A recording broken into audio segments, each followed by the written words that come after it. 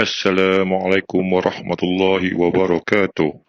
Alhamdulillah, segala puji bagi Allah Subhanahu wa taala.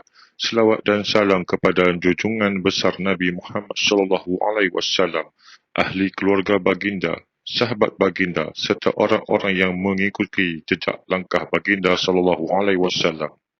Secara dasarnya, hadis Nabi sallallahu alaihi wasallam adalah sumber ajaran Islam. Dalam erti kata lain, ia menjadi rujukan dalam memutuskan perkara-perkara yang dikaitkan dengan Islam. Menolak hadis Nabi sallallahu alaihi wasallam berarti menolak penegasan Al-Quran.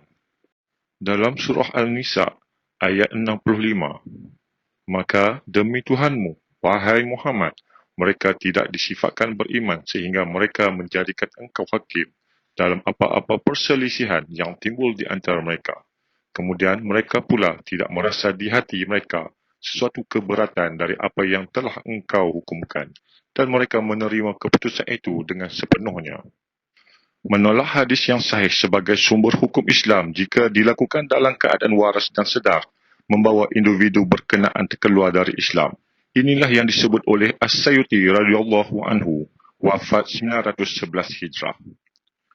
Ketahuilah, semoga Allah merahmati kamu, bahawa sesiapa yang membantah bahawa hadis Nabi SAW sama ada perkataan atau perbuatan baginda dengan syarat-syaratnya yang diketahui dalam ilmu usul, iaitu yang digariskan dalam ulum al-hadis dan usul al-fiqh sebagai hujah, maka dia menjadi kafir.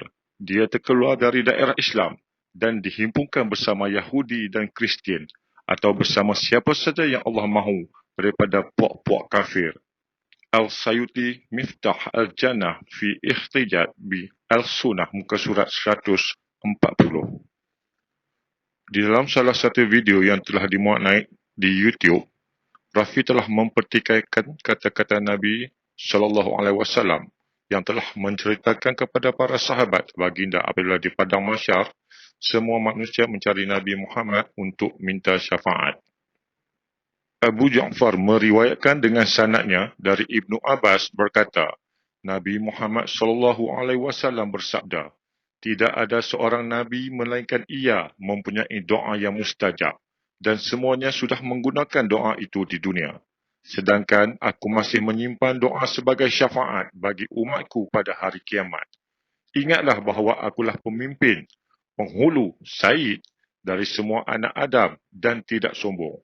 Dan aku yang pertama kali bangkit dari bumi, juga bukan kerana bangga. Dan panji pujian, Alhamd, ada di tanganku pada hari kiamat, yang di bawahnya ada Adam dan anak cucunya.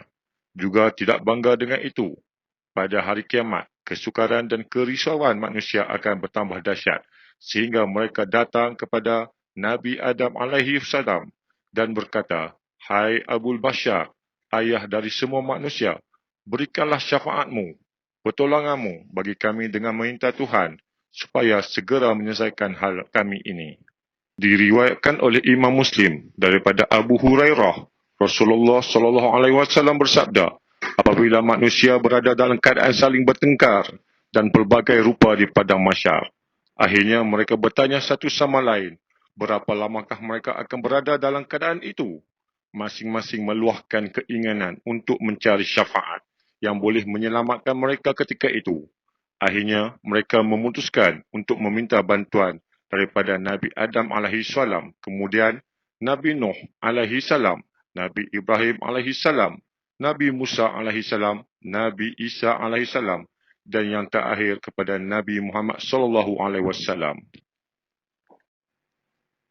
Kesimpulannya di sini, Rafi tidak pernah tahu, tidak ada ilmu, serta tidak mahu mencari kebenaran akan hadis ini yang telah disampaikan oleh Nabi Muhammad sallallahu alaihi wasallam sendiri. Malah Rafi menunjukkan kebodohannya kepada pengikutnya sendiri secara mutlak kerana menolak dan mempertikaikan akan hadis ini dalam keadaan waras dan sedar. Perbuatan dan perkataan Rafi ini boleh dikategorikan kepada seorang yang anti hadis serta mengajak pengikutnya ke arah kesesatan kerana mempertikaikan dan menolak kata-kata Nabi Muhammad SAW. So mengatakan pergi jumpa Adam minta syafaat ini is all kau punya apa nama, aku tak tahulah daripada dalil mana kau petik lah kan. Tapi kita ada akal. Kita umat Muhammad nak berkumpul depan Nabi lain nak buat apa? Bukankah kita ini umat Muhammad? Kenapa nak pergi berdepan dengan Nabi Adam alaihissalam? Jarak dia entah berapa jauh lagi dah. Kan? Lepas tu nak jumpa Nabi Allah Nuh, nak jumpa Nabi Allah Musa, Isa, Ibrahim, last pergi dekat Muhammad sallallahu alaihi wasallam. Apa yang korang cuba nak bikin Islam ni? Agama mak bapak engkau, Rozaimi. Video seterusnya ialah mengenai fitnah yang telah dilemparkan ke atas Dr. Rozaimi. Saya tidak perlu mengulas terlalu panjang kerana saya telah mengulas fitnah yang telah dibuat oleh Rafi sebelum ini. Sahabat-sahabat sekalian boleh tekan link yang akan saya letakkan di ruang description. Sahabat boleh menilai kembali fakta-fakta yang telah diberikan. Apabila diminta bukti, sampai sekarang Rafi masih gagal memberikan bukti tersebut.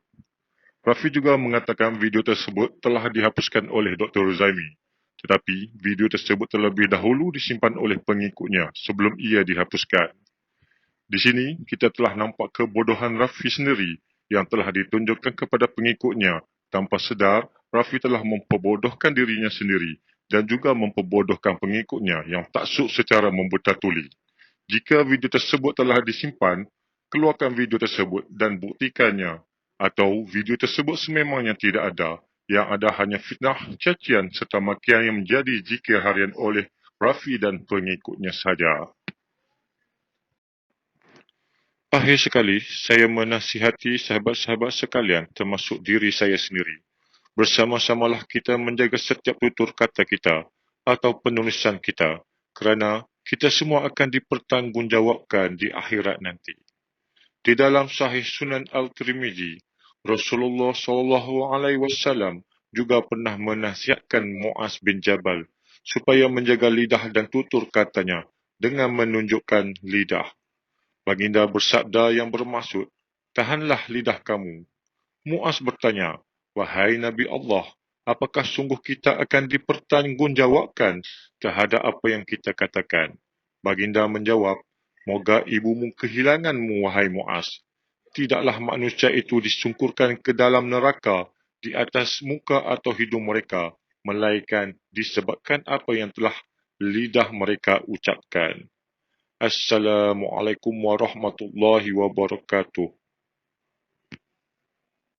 Kau kata di padang mahsyar kita akan duduk menghadap Nabi Adam alaihissalam, dan memohon syafaat daripada Nabi Adam alaihissalam. Kemudian lepas tu kau rectify, selepas kau dengar hujah aku, kita boleh tengok usia video kita. Okey, lepas tu kau delete video tu dan kau memuat naik video yang lagi satu dan kau menyampaikan dengan lebih terperinci yang lebih dapat diterima akal kerana itu yang sewajarnya. Jadi kau cuba nak menutup bohong kau, tetapi tetap kau mengeluarkan satu bohong sebab fatwa itu sudah diketahui dengan pasti adalah pemilikan Nabi Muhammad sallallahu alaihi wasallam. Hanya baginda saja yang dapat memberi syafaat, itu menurut Allah Ta'ala. Alright. Kemudian, yang pasal pasal Rozaimi tadi. Jadi bila aku dah dedahkan, kemudian dia clarify, dia delete video dia yang pertama. Sebab tu aku try trace balik tak dapat. Tapi aku tak pernah membohong, insya-Allah. So Rozaimi anak Har, dengar aku cakap, engkau nak try dengan aku, kau boleh try dengan aku. Kau cakap dengan kau punya budak yang macam haram jat tu, jangan nak memfitnah aku sebagai pemfitnah, kerana aku tak fitnah. Aku bercakap dengan bukti video daripada korang. Alright. Sementara korang nak delete, banyak juga orang dah tengok. So kau tak boleh nafikan benda ni. Korang boleh lah anggap benda ni dah delete. Tapi kau dah lupa. Aku dah expose berapa lama. Dan orang tahu mana benar mana salah. Dan kata-kata dia adalah 360 darjah berbeza daripada kenyataan yang pertama, yang akan saya naikkan link itu, dan of course saya akan naikkan link yang kedua, dan anda menjadi hakim siapa pemfitnah.